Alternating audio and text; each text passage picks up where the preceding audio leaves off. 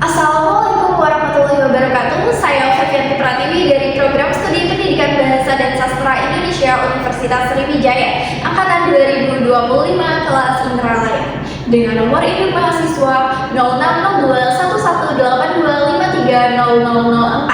Adapun tujuan saya membuat video ini untuk memenuhi tugas ujian tengah semester mata kuliah berbicara kritis yang diampu oleh Ibu Erhalida dan Ibu Halidatul Nuzula. Pada video ini saya akan membahas terkait perbandingan antara forum berbicara kritis dan juga rancangan kegiatan ilmiah. Adapun 6 forum berbicara kritis yang akan saya bahas, yang pertama itu seminar, kemudian diskusi panel, konferensi, kemudian simposium, kolokium, dan juga debat.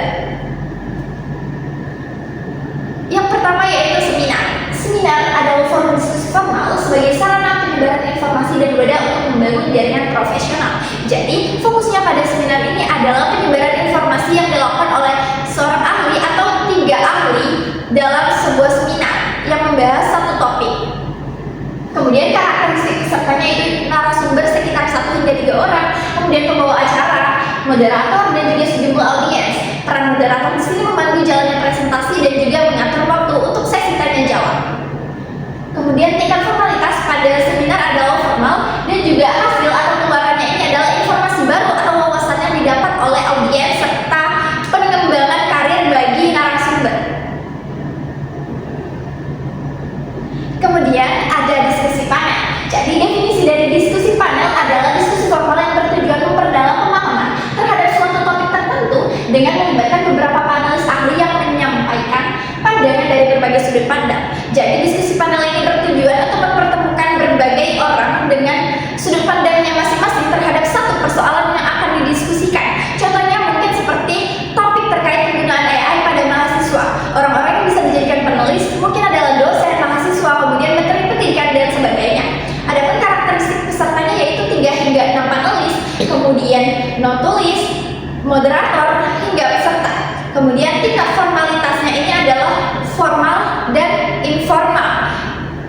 Dan peran moderator di sini adalah memastikan diskusi berlangsung dengan kondusif, efektif, dan juga sistematis, dan juga menjaga suasana agar tidak terlibat emosi. Hasil keluarannya adalah jalan tengah untuk persoalan yang didiskusikan. Kemudian selanjutnya adalah konferensi. Konferensi ini adalah pertemuan formal sekelompok individu atau perwakilan dari beberapa badan untuk membahas suatu topik dan atau membuat keputusan bersama atas isu yang dibicarakan. Jadi ada beberapa ahli atau peneliti yang membahas terkait topik, satu topik untuk menciptakan pemecahan masalah. Dan ada pun karakteristik pesertanya yaitu pembawa acara, ketua konferensi, moderator, pembicara, dan peserta. Kemudian peran moderator di sini adalah mengatur waktu dan mengarahkan diskusi. Kemudian tingkat formalitasnya adalah sangat formal dan hasil atau keluarannya ini adalah pengetahuan baru bagi peserta, kemudian kolaborasi baru bagi para peneliti dan juga ide untuk mengembangkan pengetahuan dan peluang di masa yang akan mendatang.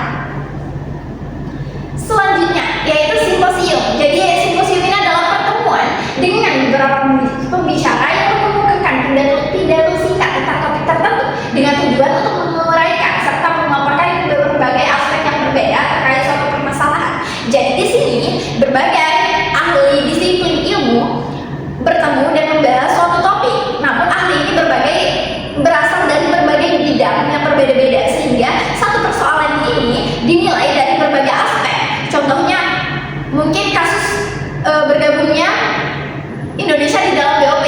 Ada ahli geopolitik yang mungkin menyetujui, tetapi ahli ekonomi mungkin tidak menyetujui. Nah, disinilah akan dirundingkan permasalahan dari satu topik ini. Kemudian karakteristik pesertanya itu ada pembicara utama, ada penyangga, ada moderator, dan juga peserta. Kemudian peran moderator di sini adalah mengatur jalannya acara, misalnya untuk mengarahkan jalannya pembicaraan, kemudian meneruskan pertanyaan dan sebagainya. Kemudian tingkat formalitasnya ini sangat formal, ralat ini formal, kemudian hasil atau keluarannya ini pemahaman mengenai suatu persoalan dari berbagai perspektif atau dari berbagai ahli yang menguasai di berbagai bidang. Ralat mungkin hasil atau keluarannya ini adalah pemahaman mengenai sebuah persoalan dari ahli-ahli yang berasal dari bidang yang berbeda-beda. Kemudian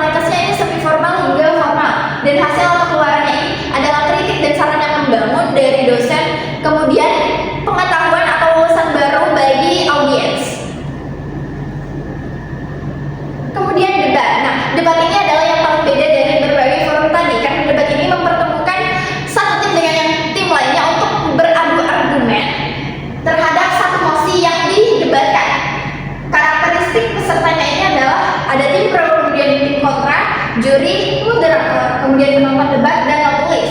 Peran moderator ini memimpin jalannya debat seperti mengatur waktu, kemudian penyampaian argumennya, dan menjaga suasana debat tetap kondusif. Tingkat formalitas debat ini adalah formal, kemudian hasil atau barangnya ini adalah penyelesaian masalah, kemudian ada argumen yang paling kuat, serta apabila pada debat kompetitif terdapat pemenang. Oke, kemudian saya menjelaskan terkait rancangan kegiatan ilmiah yang saya buat. Saya memilih debat untuk tema pemanfaatan teknologi artificial intelligence dalam pengembangan pendidikan tinggi. Mengapa?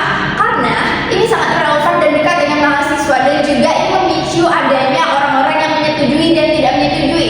Sebagian orang beranggapan bahwa AI atau AI dalam pengembangan pendidikan tinggi bagi mahasiswa ini adalah revolusi pendidikan, sedangkan terdapat kekhawatiran bahwa akan adanya banyak mahasiswa yang melakukan plagiarisme dan berketergantungan atau kecanduan menggunakan AI tanpa menganalisis dan berpikir secara mandiri, sehingga ini menciptakan adanya tim yang mendukung dan juga tim yang tidak mendukung, sehingga debat cocok untuk tema ini.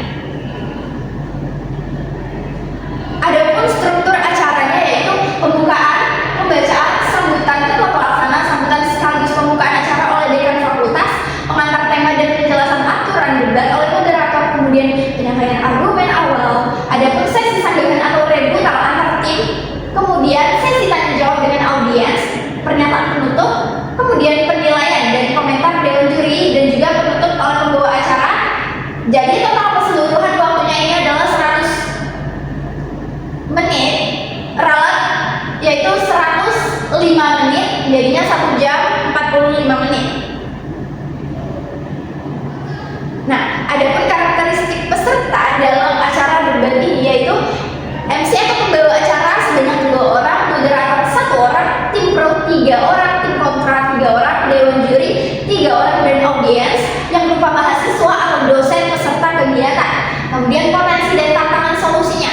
Jadi adanya indikator bahwa adanya ketegangan antar tim, maka dari itu moderator harus melakukan tugasnya sebagaimana mestinya dengan menjaga tata tertib agar tetap kondusif dan juga mengatur waktu agar tidak melewati batas.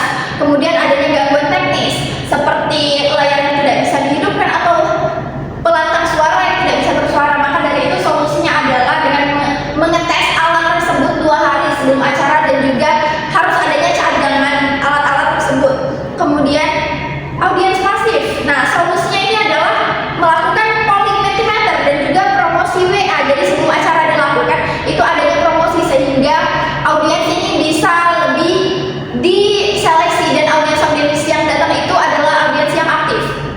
Kemudian, nah yang keempat ini adalah jadwal yang molor. Ini berkaitan dengan waktu tadi. Maka dari itu adanya timekeeper atau pengatur waktu yang akan memberikan atau menunjukkan sisa waktu di depan.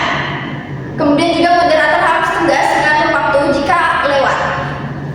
Kemudian peserta yang sedikit. Nah, ini harus dilakukan promosi yang lebih ketat pada sebelum acara, entah itu melalui peserta, dan juga tawarkan benefit berupa sertifikat jika mengikuti menonton acara debat ini atau mengikuti lomba debat ini. Nah, itu dia tadi penjelasan dari saya terkait perbandingan antara 6 forum berbicara kritis dan juga perancangan kegiatan ilmiah yang saya buat. Itu saja yang bisa saya sampaikan. Saya tutup dengan wassalamualaikum warahmatullahi wabarakatuh.